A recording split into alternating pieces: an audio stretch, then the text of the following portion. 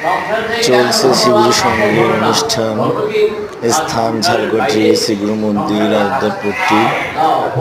সঙ্গে শ্রীগুরুদেবের লীলামৃত পাঠ করছেন আমাদের প্রবীণ গুরুভ্রাতা শ্রীনারায়ণ চন্দ্র সাহা। সর্বদা দেখছো সংসার অসার তাকে সার মনে করবি কেন?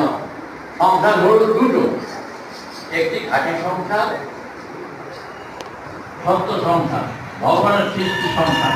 তা পরিবর্তিত হয়, কিন্তু আসল হয় না। যেমন দই হয়, মাখন হয়, ঝোল হয়, ঘৃত হয়। দই, মাখন, ঝোল, ঘৃত সকলে দুধের পরিবর্তিত অবস্থা। আসল বস্তু কিন্তু দুটি। এই সংসারও সেই দিনের পর দিন, মুহূর্তের পর মুহূর্ত পরিবর্তিত হয়, কিন্তু সেই পরিবর্তনের আড়ালে যে সত্য আছে তা ঠিক থাকে।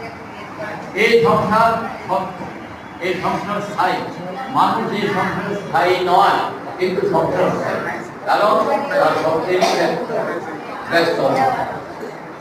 এতে চন্দ্র আছে, সূর্য আছে, গ্রহ আছে, নক্ষত্র, জীব, উদ্ভিদ সবই আছে।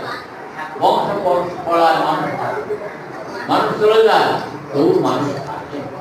এই সংসার কোন উদ্দেশ্য নিয়ে সৃষ্টি হয়েছে,